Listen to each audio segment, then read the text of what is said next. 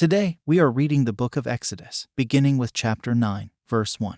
Then the Lord said unto Moses, Go in unto Pharaoh, and tell him, Thus saith the Lord God of the Hebrews, Let my people go, that they may serve me. For if thou refuse to let them go, and wilt hold them still, behold, the hand of the Lord is upon thy cattle which is in the field, upon the horses, upon the asses, upon the camels, upon the oxen, and upon the sheep, there shall be a very grievous murrain. And the Lord shall sever between the cattle of Israel and the cattle of Egypt, and there shall nothing die of all that is the children's of Israel. And the Lord appointed a set time, saying, Tomorrow the Lord shall do this thing in the land.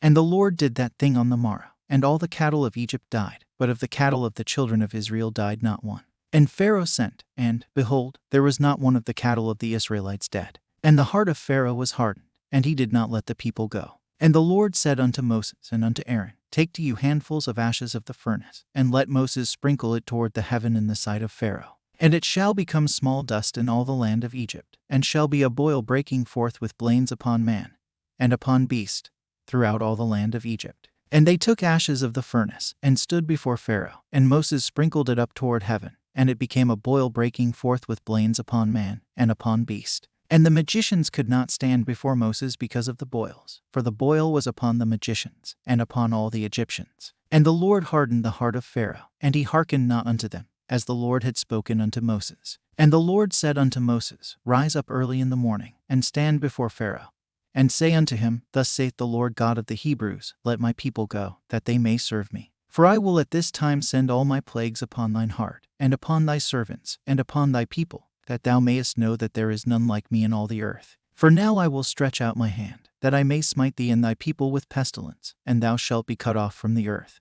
And in very deed for this cause have I raised thee up, for to show in thee my power, and that my name may be declared throughout all the earth. As yet exaltest thou thyself against my people, that thou wilt not let them go. Behold, tomorrow about this time I will cause it to rain a very grievous hail, such as hath not been in Egypt since the foundation thereof even until now. Send therefore now, and gather thy cattle, and all that thou hast in the field, for upon every man and beast which shall be found in the field, and shall not be brought home, the hail shall come down upon them, and they shall die. He that feared the word of the Lord among the servants of Pharaoh made his servants and his cattle flee into the houses. And he that regarded not the word of the Lord left his servants and his cattle in the field. And the Lord said unto Moses, Stretch forth thine hand toward heaven, that there may be hail in all the land of Egypt, upon man, and upon beast, and upon every herb of the field, throughout the land of Egypt. And Moses stretched forth his rod toward heaven, and the Lord sent thunder and hail, and the fire ran along upon the ground.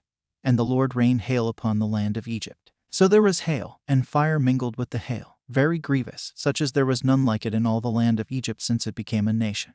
And the hail smote throughout all the land of Egypt all that was in the field, both man and beast, and the hail smote every herb of the field, and brake every tree of the field. Only in the land of Goshen, where the children of Israel were, was there no hail. And Pharaoh sent, and called for Moses and Aaron, and said unto them, I have sinned this time, the Lord is righteous, and I and my people are wicked. Entreat the Lord that there be no more mighty thunderings and hail, and I will let you go, and ye shall stay no longer. And Moses said unto him, As soon as I am gone out of the city, I will spread abroad my hands unto the Lord, and the thunder shall cease, neither shall there be any more hail, that thou mayest know how that the earth is the Lord's. But as for thee and thy servants, I know that ye will not yet fear the Lord God. And the flax and the barley was smitten, for the barley was in the ear, and the flax was bald. But the wheat and the rye were not smitten, for they were not grown up.